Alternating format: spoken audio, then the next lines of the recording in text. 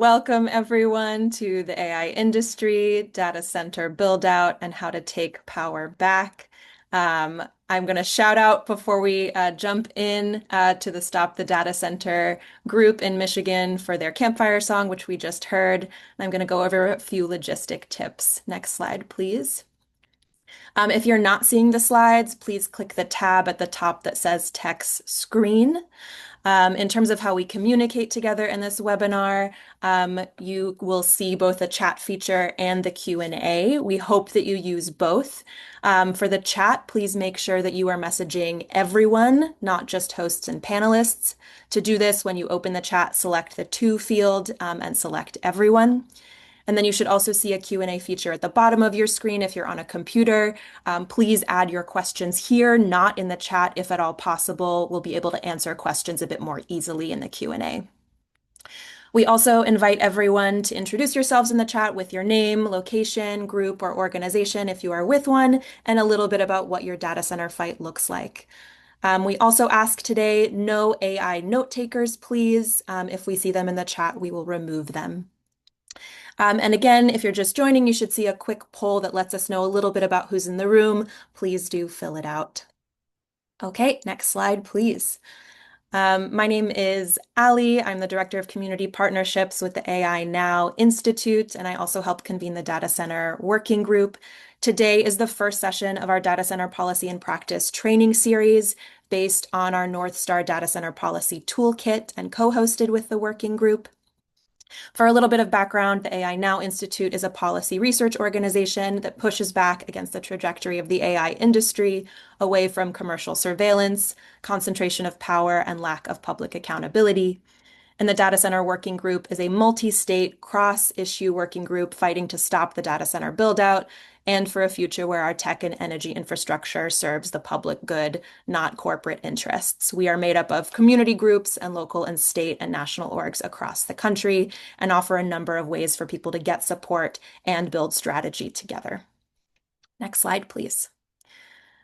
Each session of our 8-part training series dives deep into a specific policy area in the toolkit: zoning, water, energy, taxation, with the goal of identifying the strongest possible policy recommendations to stop data centers and scaffolded steps to get there when that's not possible, as well as real-life strategies from a panel of organizers on the ground.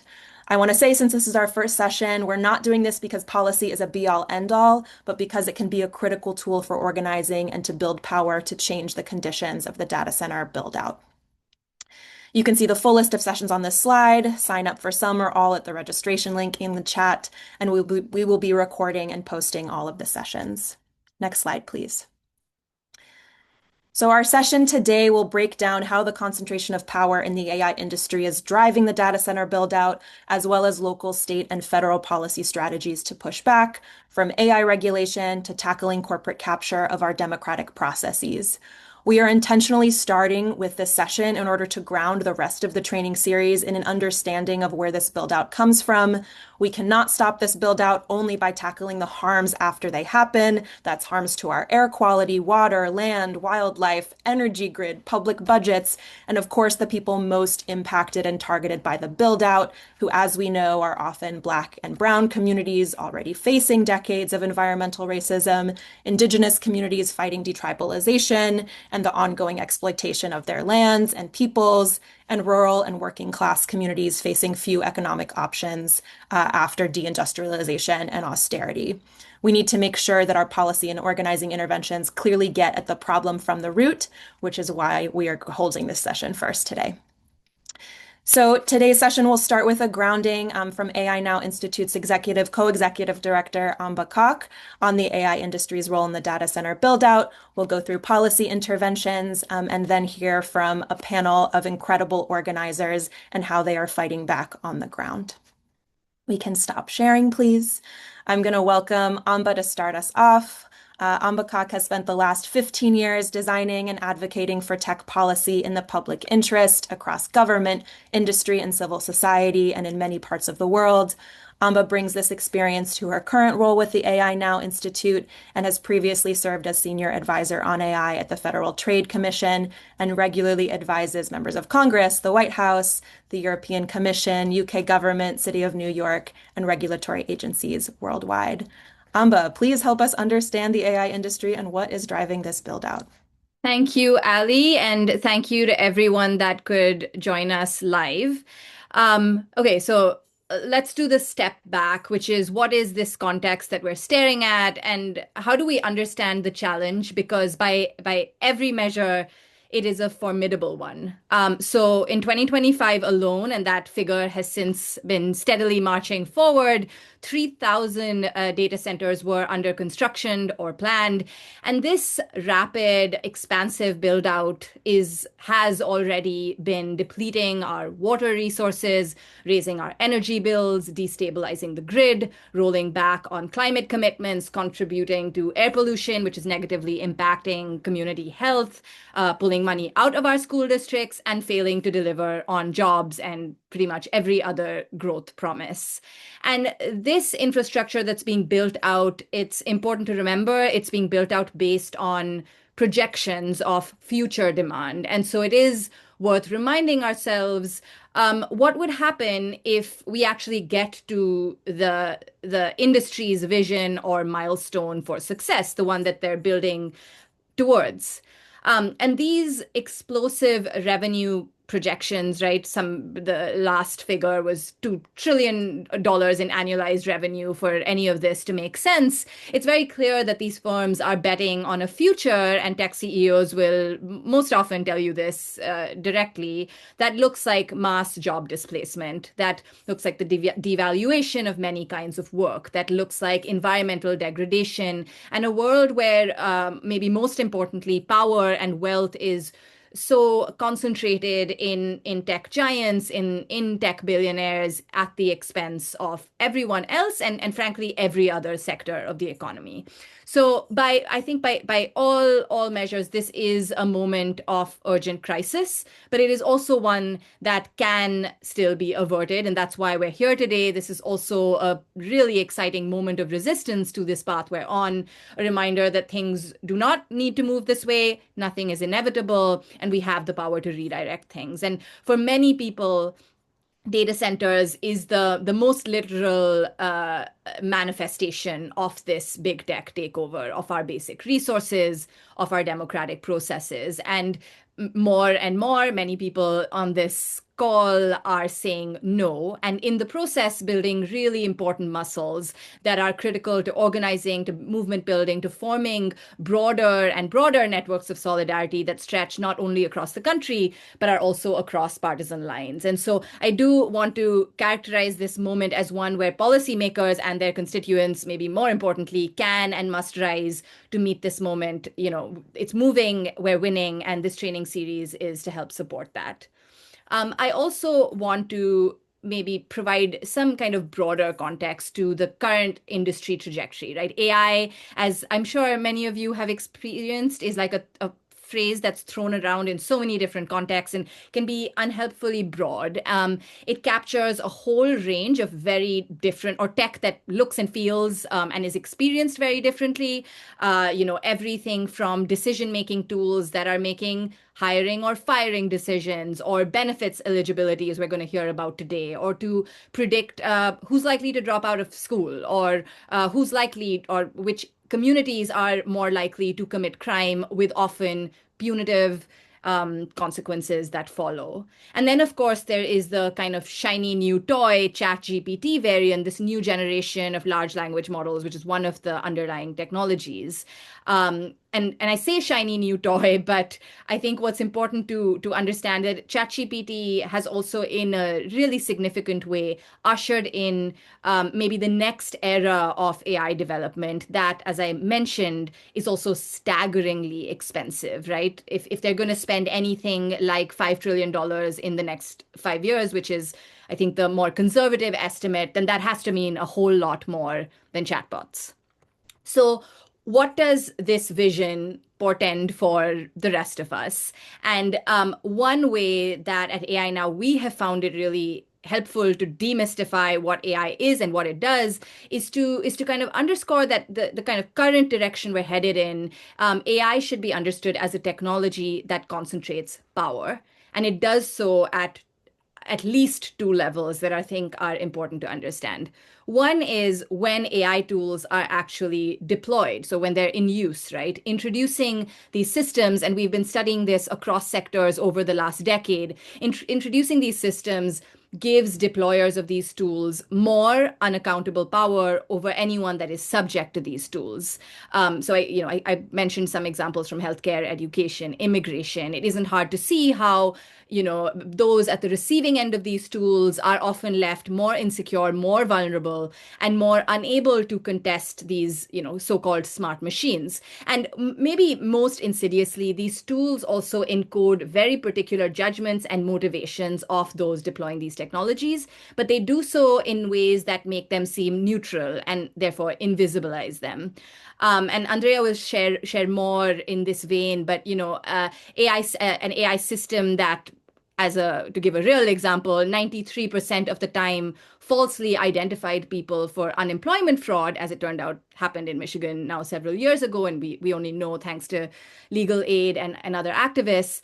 You really have to ask, is that austerity by design rather than an error or a glitch in the system, right? But what using AI means is that the policymaker gets to avoid accountability by hiding behind these apparently neutral technologies. So that's kind of AI as it is used. But there's also a power concentration happening upstream, as we like to phrase it, right? The at the top, which is it's a symptom of this concentration of power in the tech giants who increasingly control the underlying AI models and infrastructure. They control every layer, the infrastructure, the data, the models, and most importantly, the pathways to reach all of us. And it's the big tech firms you all know, the Googles, the Microsofts, the Amazons, the Facebooks, but it's also these so-called new kids on the block, OpenAI or Anthropic, all of which to varying degrees have deep dependencies on these companies I just mentioned for their infrastructure. And not to mention, this control is also over our information ecosystems, right? Our social media feeds and more, which means that these handful of companies increasingly get to decide what billions of people pay attention to. And more often than not, it's been younger people that are younger and actually older people that are paying the highest price. Um, so all of this to say that we've ended up in this position where whether it's AI or the data center build out, we're talking about concentration of power at many levels. Maybe the one other thing to say is that it isn't an accident or like just a happy coincidence for big tech that this version of AI in use today is neatly aligned with their own incentives and their resources and these pathways which they already control.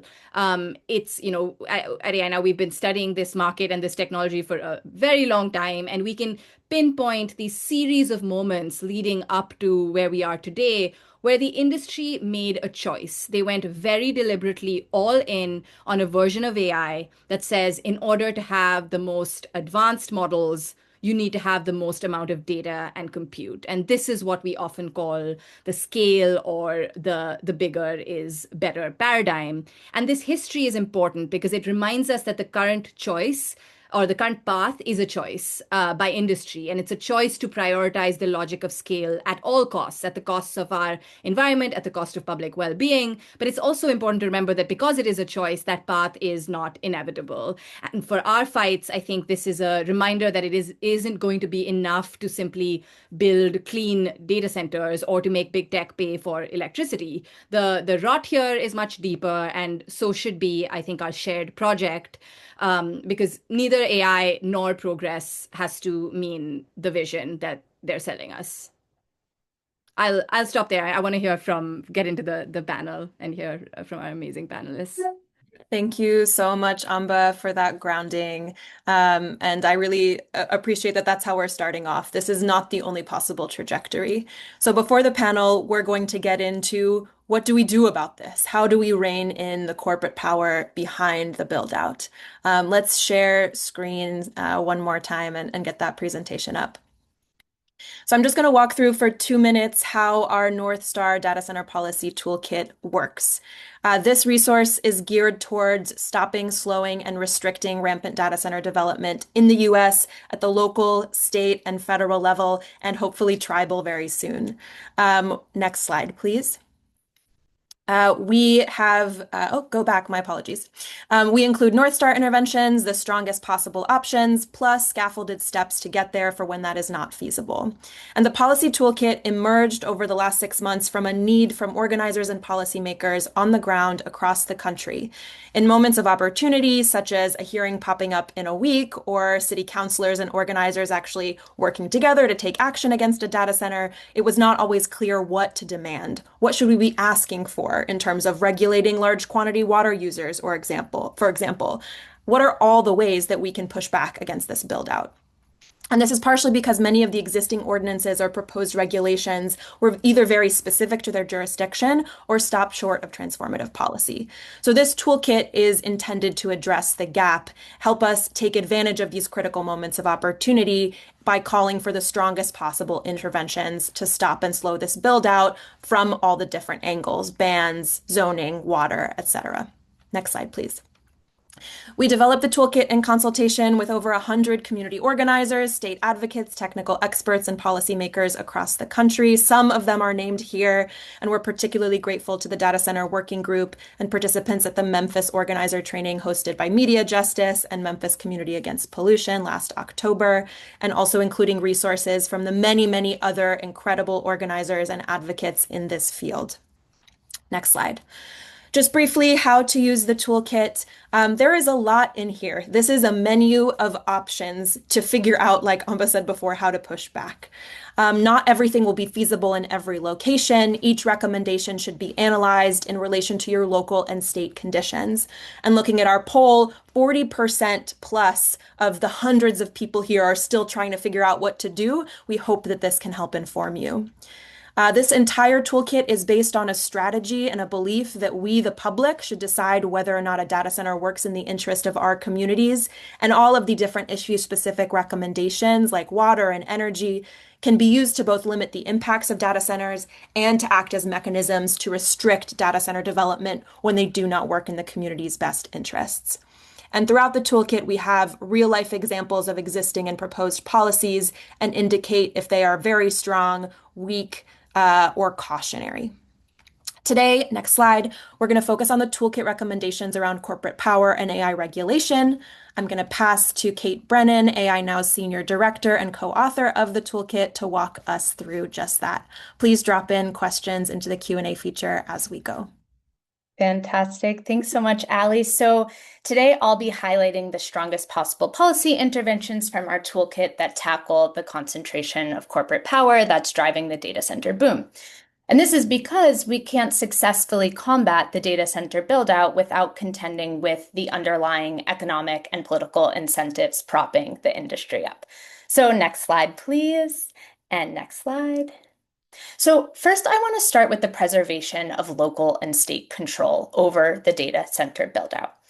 The overwhelming resistance we're seeing across the country to stop data centers at a local, state, and tribal level is not, as some industry backers want to claim, because our communities hate technology or progress. Communities are coming out because we know that this is a fight very much about power and about not wanting to see our communities controlled by the interests of a few powerful tech, private equity, and fossil fuel companies. Therefore, deference to local, state, and tribal authority is a key vehicle to stop corporate power and address the ways that data centers are immediately harming our people and the planet. And people are already building significant power here, including through bans, moratoriums, and zoning restrictions, a topic we will actually explore in our next session. But I want to shout out a few examples. Monterey Park, California, this week became the first California city to ban all data centers within city limits. In March, the Seminole Nation of Oklahoma became one of the first Native American tribes to enact a complete moratorium on data center development within its jurisdiction. And just yesterday, the Oklahoma City Council unanimously approved a temporary moratorium on new data centers within city limits. Now, currently, this administration is using its executive authority to try and usurp state, county, and municipal laws and regulations, and they're doing this to do the bidding of corporate actors. And so rejecting this overstep is another important countervailing force. And so this includes allowing local, state, and tribal governments to set rigorous use limits. So on a flag, there are so many other ways that local, state, and tribal governments can assert authority over data centers. And that's essentially what the rest of this series will cover. So next slide, please. So the next set of interventions I want to flag are those designed specifically to break up corporate power. Tackling concentrated power is not a new issue in this country. And we have a robust anti-monopoly toolkit of agencies and laws that are tasked with breaking up corporate power when it threatens our markets, our communities, and our democracies. So this includes policy things like structural separation to break up big tech companies, enforcing stricter rules around mergers and acquisitions in the tech and energy market, and instituting bright line rules to prevent AI companies from abusing their market dominance. Now, when it comes specifically to the energy sector, we're seeing increased consolidation and private takeover. Policymakers can push to prevent the private equity takeover of utility companies, and we can draw lessons from successful public power campaigns happening across the country. Shout out to Milwaukee, New York, Tucson, reasserting democratic control over our energy system. So we'll talk a little bit more about private equity's role in the build out in our June 10th session. Next slide, please. So the next set of interventions involve regulating the AI industry at a local, state, federal, and tribal level. So AI regulation goes hand in hand with regulations surrounding the data center build out to ensure that if data centers are built, they cannot be done so in service of technology that harms people. So first, policymakers can pass laws protecting their constituents from AI harms. These include bright line rules that restrict the most harmful AI uses. I'll call out some successful examples here. These are laws like in North Dakota, where AI cannot be used to deny health insurance claims, and a California law where AI cannot replace community college professors. AI should be regulated throughout the entire life cycle of development. So this means placing rules on model developers building the largest frontier models, as well as placing rules on the deployers of AI technology. So the second bucket on this slide is around preemption.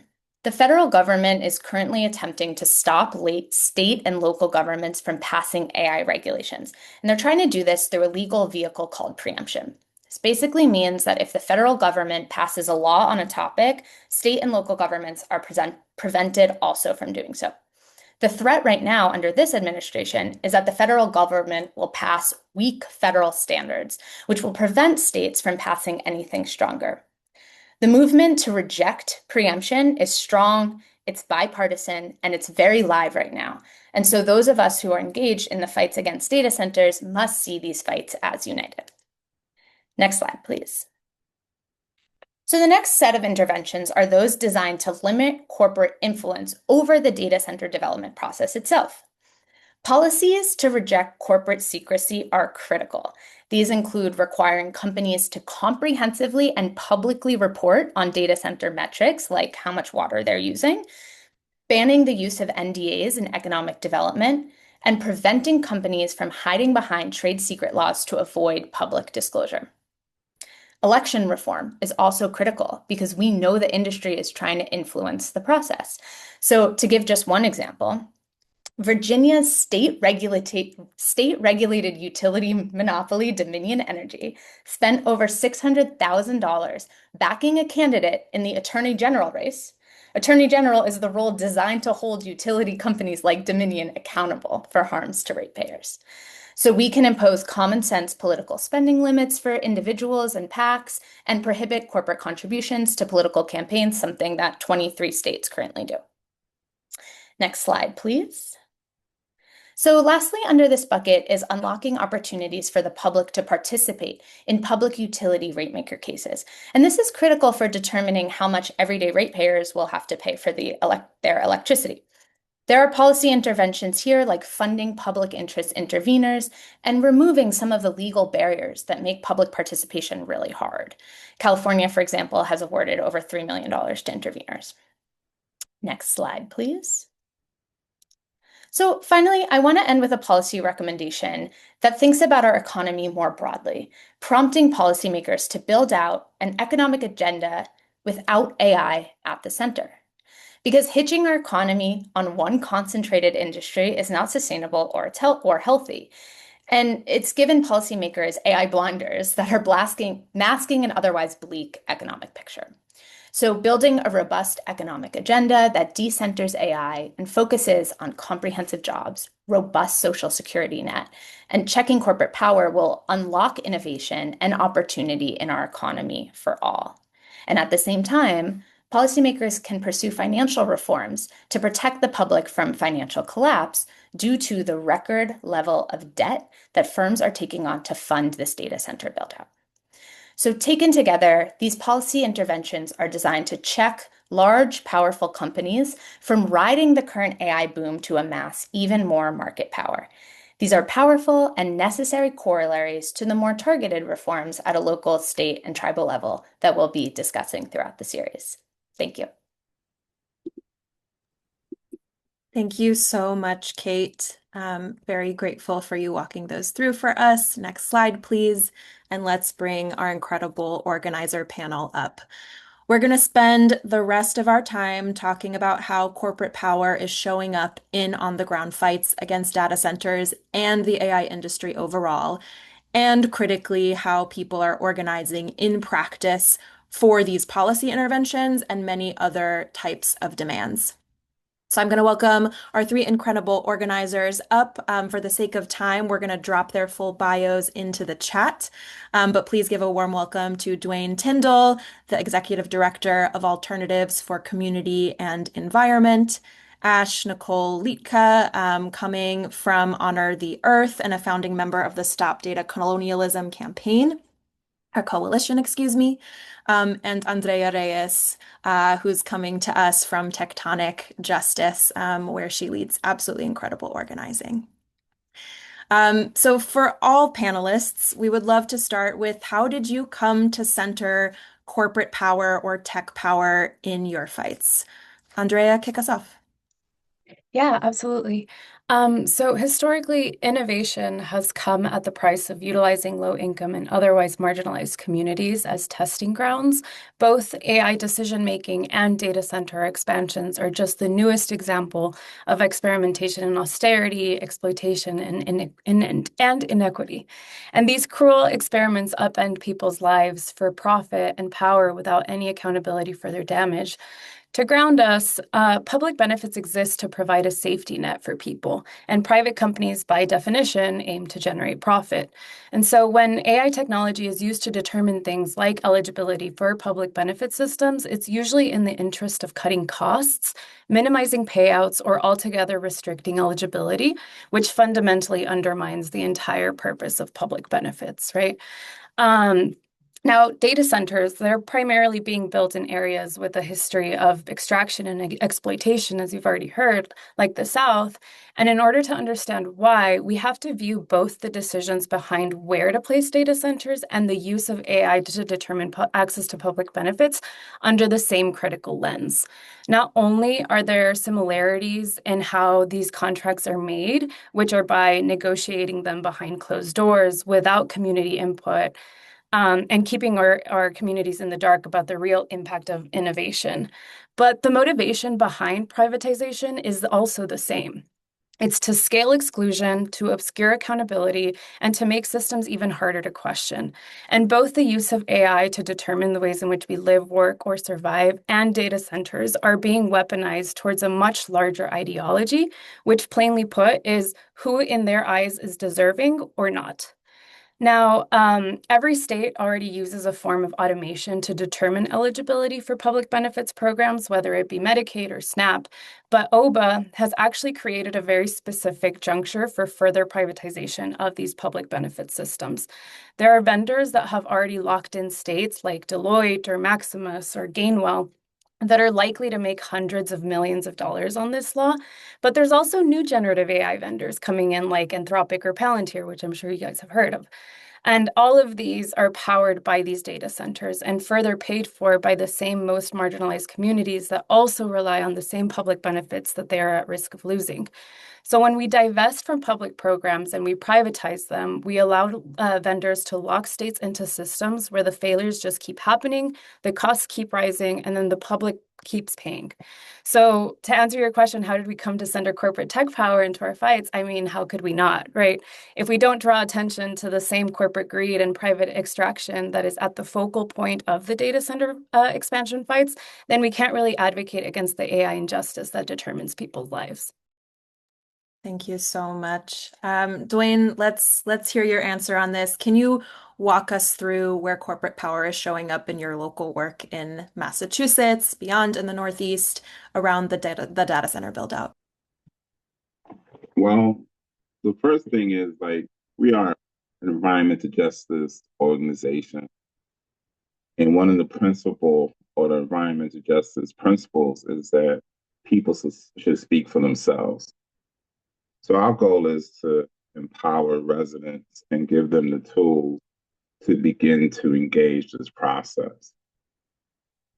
The way corporate power shows up, and many times in the backyards of residents and stakeholders.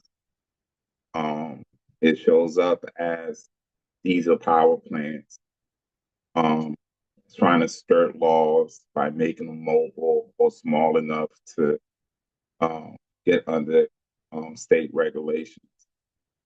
And the way we show up is to help provide some level of legal policy and base building support, try to help with the confidence that they can engage local government, meaning before they engage corporate, they have to have the ability to fight City Hall, to engage City Hall.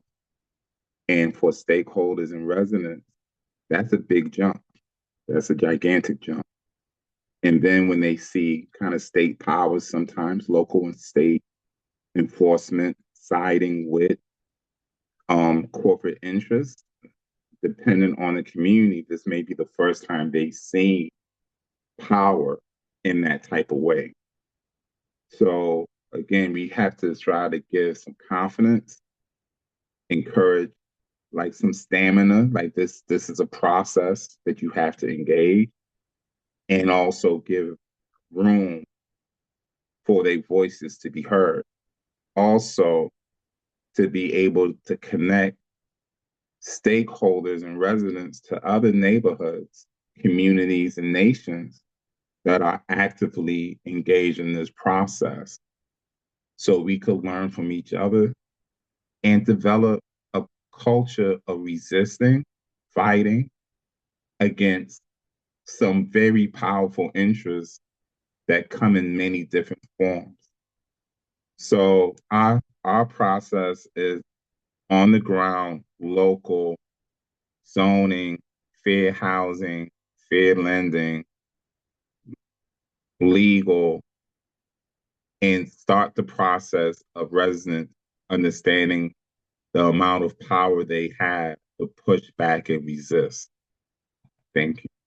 Thank you so much. And I want to shout out ACE as well for helping us to build out the policy toolkit with this approach and principles in mind. And I really appreciate you connecting, corporate power doesn't stand on its own, right? It's intimately tied to state power, and we need to learn how to oppose all of those things, not just separately, but together. Um, Ash, can you break down for us how corporate tech power has been deployed against Indigenous communities across Turtle Island and where this current moment with AI infrastructure fits in? Yeah, so the truth is, corporations of all levels, whether they be local corporations or multinational corporations, have long preyed upon tribal communities all over Turtle Island. This is very similar to what's happening in rural communities as well. I mean, it kind of juxtaposes against the conundrum, really, that tribal leaders have an obligation and a duty to their people to create avenues for tribal members to succeed and also to provide for them. And it's really difficult to do that when you're in a rural area, for instance, and you've been impoverished. My mom's people come from Pine Ridge and they're isolated, and there aren't a lot of economic opportunities. And so these companies take advantage of that fact. And they dangle these, golden carrots in front of our tribal leaders, faces, and they come with the promises of jobs. And oftentimes it's really at the expense of extraction of our lands, displacement of our communities, quite frankly, and, dealing with all of the environmental and health impacts. But I would say, this new wave that comes with the build out of the AI infrastructure, how this fits in, it's really, we're really seeing these companies targeting, rural, large land-based tribes. I live here in Oklahoma. We're definitely in a moment where we're just being, hammered left and right by these corporations coming in. And a lot of times we're seeing this being done under the guise of data sovereignty. That's what, people inside tribal policy spaces, like, for example, ASU's American Indian Policy Institute, they're really trying to push these ideas forward that this is a way for us to achieve data sovereignty. So we're really having to push back against that. And it's actually exploiting our data and exploiting our cultures, our language, and endangering them, quite frankly, for future generations. And so we're also seeing, native-owned energy companies just really excited to, be able to, get in on this wave of development. And so, it's really about, cautioning our people. We don't have to, take everything that's dangled in front of us. We don't have to, enable that exploitation at the risk of our communities. A lot of times they're offering incentives. And the one thing that we're seeing over and over and over again is the using of the non-disclosure agreements. And that's just a non-starter. And it's, really caused a lot of sowing of mistrust between communities, whether it be tribal communities or rural municipalities and the people. And so that's, definitely something we're seeing these data centers coming in with. And I think, all of these methods are used together as a way to manufacture consent of the community. When really, I think that, especially with tribal nations, that there should be a lot of diligence around gaining consent because of, settler imperialism here on our lands, and also because of the gutting of NEPA and other federal protections that were meant to create insurances that we would have, that consent process. And so, yeah, that's how it's all fitting in right now in this moment. Thank you so much. We're going to come back to this point in just a moment, but I appreciate you breaking down the data sovereignty piece specifically and things that sound like they're supporting communities and the reality on the ground. Dwaign, let's go back to you for a moment. There's a very long history, as many people on the call are intimately aware of corporate-led environmental racism and extraction targeting the same Black, brown, poor, and working class communities and tribal and Indigenous communities for decades, particularly energy infrastructure. How does that connect to data center fights today, and what can we do to push back against this calculus of power?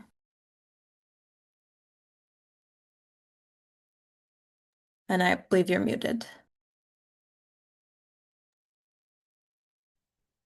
Yes, the history of Black folks, brown folks, Indigenous folks dealing with these issues, it has a very, very long history.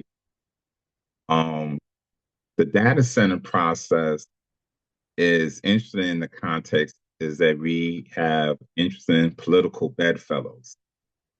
We are seeing sometimes it go against the working class ethnicity issues into sometime middle class and upper middle class neighborhoods. And their inability to stop processes, like the systems that they believed would have stopped the process, that doesn't work in the way that they think it should work.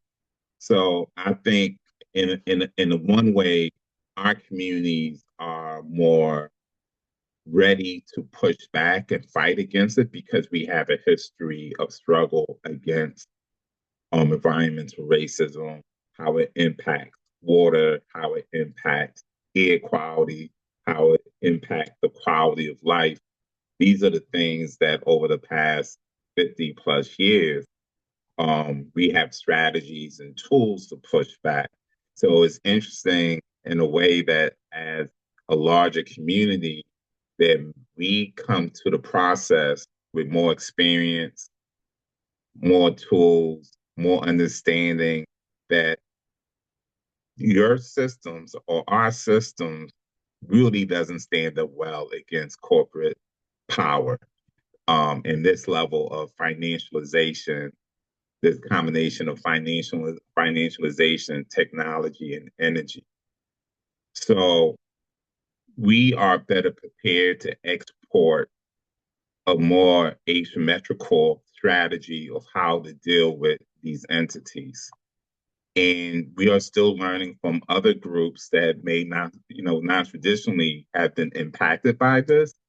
But I think that our communities are better centered with the reality of the legal policy and base building integration that is needed to engage this process.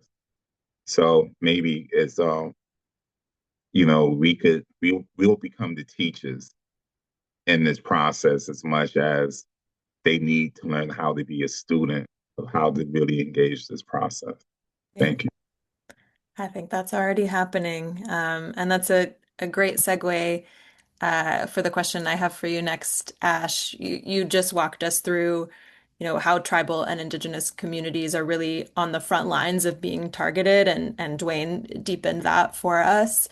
But narratives, particularly around it, and coverage around the impact on tribal and indigenous communities, have largely been missing from the mainstream in terms of media, but both the policy space.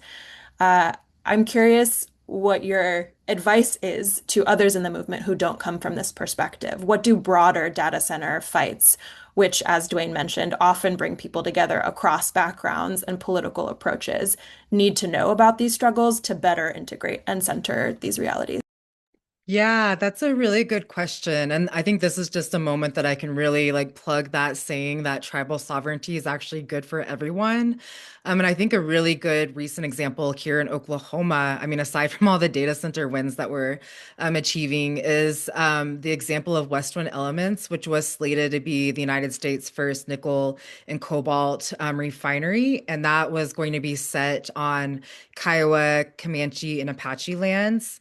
And due to a lot of organizing from the community members down there and the tribal members, they were able to press each of the tribal nations to pass resolutions banning this refinery, which eventually led to West Wind pulling out of Lawton, Oklahoma. And so that actually just happened. And I think that that's a really good example of how they were able to really assert tribal sovereignty to protect an entire community that's not fully tribal. So there's, Fort Sills down in Lawton, and it's a mixed community.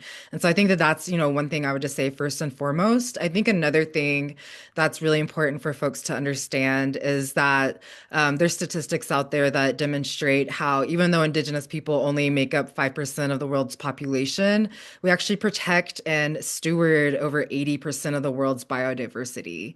And so I think, just understanding that, from our perspective, we know that we have a duty and an obligation to be stewards and protectors and defenders of this land, not just for all life, but also future generations, I think is something that, could benefit all fights.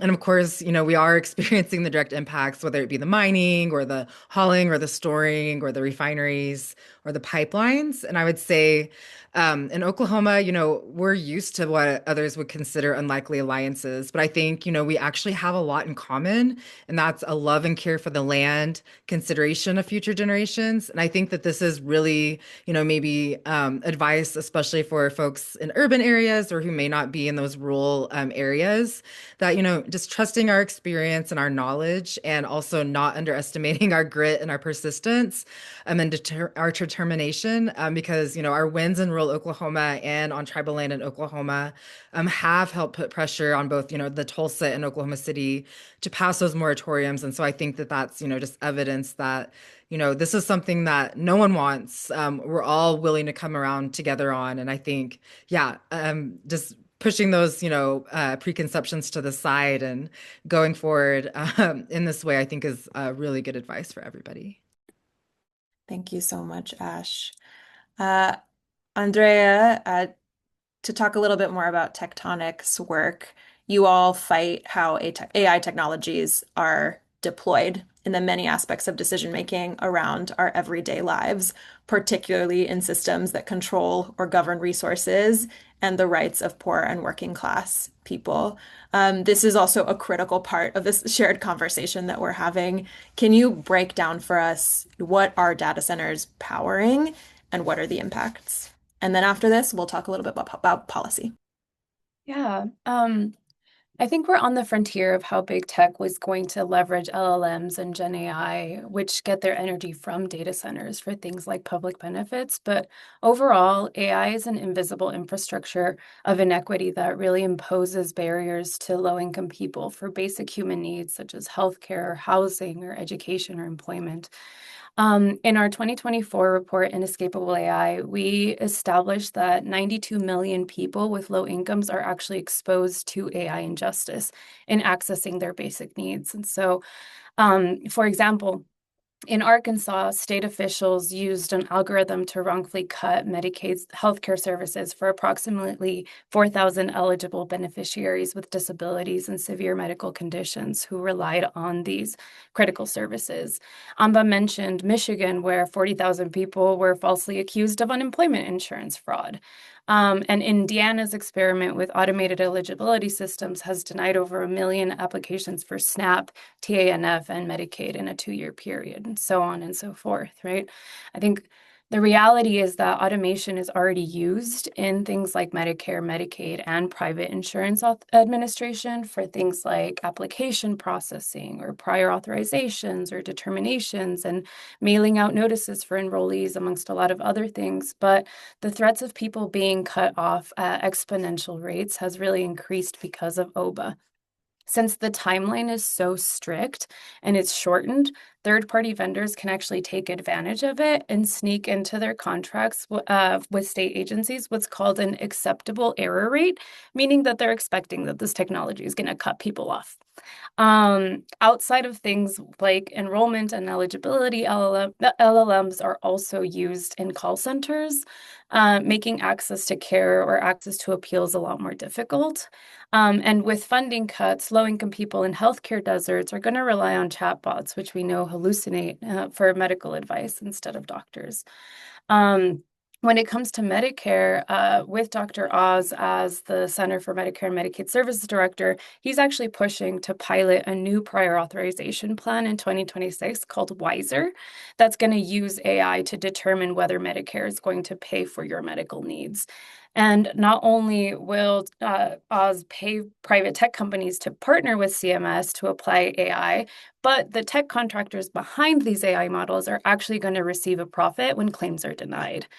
In housing, data centers power AI for things like tenant screening or rent setting and surveillance for eviction purposes.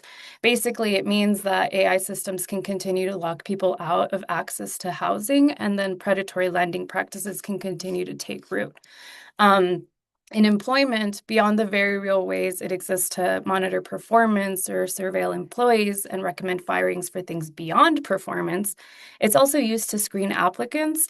And sadly, the AI is actually not looking for the best candidate who can do the job. It's looking for the candidate who's not going to recommend unionizing their workplace or assert their rights. At the core of all of this, I think it's really important to note that all of the programming that AI receives is actually not rooted in objective reality. The data it uses is rooted in the same systemic inequities and stereotypes that all of us here have been fighting to dismantle. And this is just really another manifestation of the misuse of technology.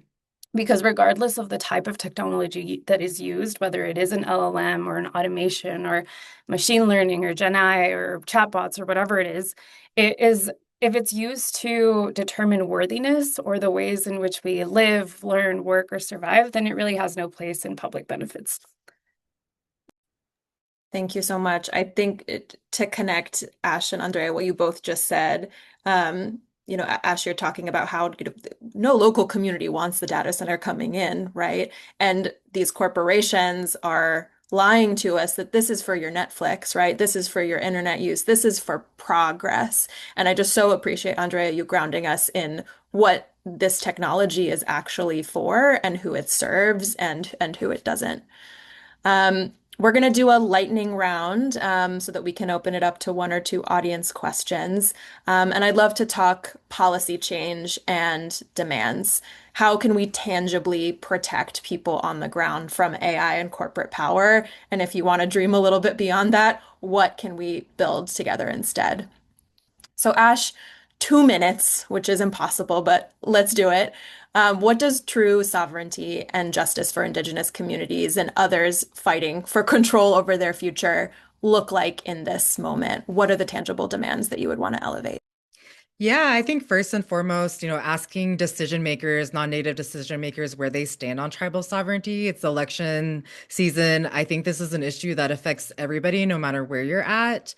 You can help local tribes assert tribal sovereignty. So, for example, if you know that a governing body within a tribal jurisdiction is not actively consulting that tribe, you can ensure that they're notified and brought up to speed on what's happening, and you can contact their TIPO, their Tribal Historic Preservation Office, to do that. And even if you're not situated around a local tribe, maybe you're on, the coast or something like that, where the tribes have been removed. My example is, absentee Shawnees. We're from the East Coast, and so we actually have TIPO handlings in 26 different states. So just do a little research and see, whose tribe actually was there, and you can contact their TIPO office. Very likely they can make an intervention in that way. And then, of course, first and foremost, and I'll just end on this one, following Indigenous leadership, I think, is really important to get us through this moment. We're connected, sacredly and culturally to this land. And so we do have that duty and obligation to protect it. Thank you so much. Let's go to Dwaign. What would you like to see to limit corporate influence over data center development at the local and state level? And again, feel free to dream beyond. Yeah. Beginning to see data centers as an EJ/civil rights issues, meaning also using fair housing, fair lending, protected classes, and enforcement tools against corporate incursions on neighborhoods. I think we have some really interesting tools that we haven't utilized relative to our civil rights, and we know that under certain administrations, they are less liable to provide federal enforcement, but there's still a level of municipal and state enforcement that could be applied around fair housing, fair lending, EJ, civil rights infrastructure. So bring it back to laws that may provide protection for residents and communities. Thank you. Thank you so much. Andrea, close us out before audience questions. How are you pushing for bright line regulation of AI tech, and how can we tie that to the broader push against corporate power and data centers? Yeah. No pressure to keep it under 2 minutes, but our critical framework analysis is that AI harms in low-income communities are deeply interwoven with interlocking systems of oppression, right? And we strive to critically engage the intersectional harms of AI by developing advocacy, litigation, narrative, and organizing strategies that are responsive to the unique lived experiences of these marginalized communities, while also examining the root cause of economic inequity and AI injustice, and working alongside community to be able to design the solutions that are going to be responsive to both immediate harms as well as structural conditions. Our framework is really designed to help us collectively create a world where emerging technology serves the needs of the vulnerable and not the other way around. Still, however, it is to achieve that reality, it's important to understand that we really do need a new generation of legal rights and protections for our basic needs and fundamental freedoms. one of the things that sets our approach apart from existing civil society frameworks for AI governance is that our ideas actually emerge from the lessons gained from firsthand multidisciplinary wins against the abuse of AI against poor and working class communities. Our approach is that of prevention, protection, and repair as an entry point to be able to co-create those innovative strategies and localized solutions with frontline partners, and to be able to coalesce local justice movements by providing the type of technical support that builds the capacity of the legal aid programs and frontline advocates to be able to strengthen their ability to protect the people that they serve. If I can offer very specific policy recommendations, I'll summarize it in 5 points or in a 5-point approach. The first is to ban some uses. The second is intensive vetting of permitted uses. The third is ongoing oversight mechanisms that include communities that are affected. The fourth is easy off switches, and the fifth is penalties that are sufficient enough to discourage harms. And if I can tie all of that back into the data center work, it's really going back to just the cruelty cycle of AI, right? Making the real connections for people, naming the villains and exposing their true intentions, and more concretely, the harms that AI cause low-income communities. Since they're often obscured, it's really important to use the tangible enemy that a data center provides for people as an entry point to organizing and galvanizing that energy to then further educate our communities to make those invisible harms not only visible, but turn that AI injustice into an issue that's salient, actionable, and legible. Thank you so much. And if you can drop those 5 recommendations into the chat or with us, we'll share them out in resources after the session. I'm going to throw out one question that is a bit conglomerated from different questions in the chat. There's been some concern in the Q&A about proposed federal legislation, and I would say ongoing federal action that can profoundly impact or limit local, state, tribal wins and policy efforts. How do you contend with that? How do you navigate that? Let's maybe take one person's response.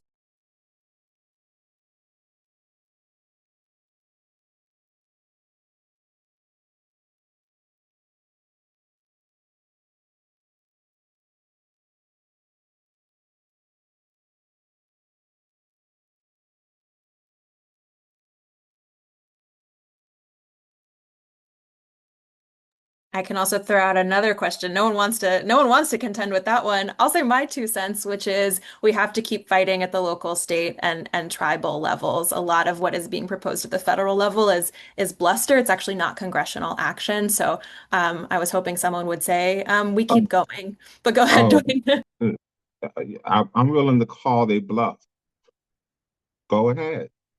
I mean, the ramifications of red and blue states and purple pushing back on this is not a strong issue right now. So every so often you hear that federal push, and then you feel that pushback coming from non-traditional sources. So I'm pretty confident that that's a great idea. Some of the bigger finance, tech, energy folks would like to play with, but I think there's a definitely larger political consequences on the ground. Thank you so much. Another question in the chat, and while we go through this, Ellen, I'll ask you to drop the resources into the chat so people who have to leave right at the hour can get them, and then we'll wrap up with them in just a moment. There's been a lot of discussion in the Q&A as well about not only targeting policymakers, but also institutions, right? Whether that's educational institutions, workplace, schools, also engaging young people and how people are engaging with AI. So I'm curious for you all, do you have any recommendations of how we should engage with institutions that are perhaps adopting AI tech that is extending the footprints of data centers, and or how to reach people who are using AI in their lives without maybe this critical lens? Yeah, I'll jump in on this one. I think it's really critical that we do take on these site fights in these different institutions. At Honor the Earth, for example, we completely de-Googled and we have an anti-AI policy. And so it is a little clunky at first, but it is possible. And so I think it's really important to deconstruct and disrupt the narrative that AI is inevitable because it's not. It's not. It relies on us fully. We are the product in order for it to even exist and operate. And I think, one of the things that we say to our communities, we use this little phrase called ask your auntie, not AI. And it really is that whole issue of, disrupting capitalism and individualism by returning back to the communities, returning back to the knowledge holders and understanding again, I know Andrea talked earlier about how a lot of the AI, isn't even, accurate. And returning back to our communities and understanding that we have that knowledge within and that this technology actually creates cognitive decline. And that's, I think that's all intentional and driven in a way to exert control and surveillance over our communities on behalf of the state and these technocrats. So I would say, yeah, just it's not inevitable. Definitely fight back. It is possible. And many people are already doing it. Andrea, do you have a final word that you want to offer? Yeah, actually, I think there are a couple of approaches for it. One of them is on the narrative side. I think we firstly have to have a collective narrative shift around technology that is used to detect fraud, waste, and abuse. Because the reality is that low-income people who depend on public benefits are not the people that are causing the fraud, waste, or abuse. In reality, it's actually the big tech billionaires, the insurance companies, Trump's appointees who receive these tax breaks or corporate handouts and monetary incentives when they use the technology. I think it's also really important for us to be able to expose the dangers of benefits tech. I think I've given enough reasons as to why it's pretty scary usage. And I saw in the chat there was a question of like, is the data center like a boom and bust situation? I don't know the answer to that, but I do know that regardless, AI or other forms of automation is being used in benefits eligibility. And so that is a fight that is going to be ever growing until we're able to actually hold corporations accountable, in which it specifically and bring attention to the ways in which vendors continue to propagate harm to these low-income people by refusing to make changes to their tech tools and not being transparent about the ways in which their technology has failed. So. Thank you so much. I'm going to close our panel on that note, just with deep, deep gratitude to all three of you, not just for the last half hour, but the years, decades of work and leadership. I'm emotional saying this. I don't have enough words to express it fully. Ellen, can we share slides again? I'm just going to go over a few things for next steps for our series and ways to stay involved, get involved, follow the great work that we just heard about. The next session of our training series is next Wednesday, 10 a.m. Pacific, 1 p.m. Eastern, focused on the nitty-gritty of bans, moratoriums, and zoning, featuring Taylor Fraser McCullum, a Maryland community advocate who has successfully won a moratorium, Liz Simi, a wonderful labor organizer at the Missouri Worker Center, who is doing local and state organizing around data centers, and Michael Parker of Fair Shake Environmental Legal Services, so that we have a lawyer on the call to offer technical assistance for zoning questions.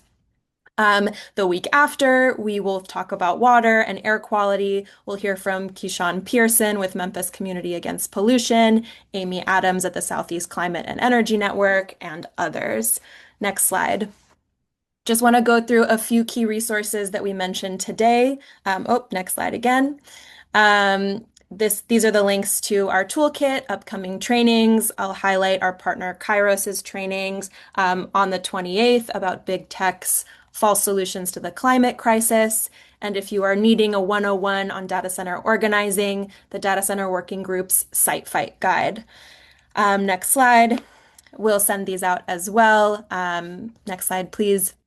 These are ways to get involved in the data center and broader fights against the concentration of power in the AI industry that you heard about today from Honor the Earth, ACE, Climate Justice Alliance as well. ACE is a member, and Tectonic Justice, and also the interest form to join the Data Center Working Group.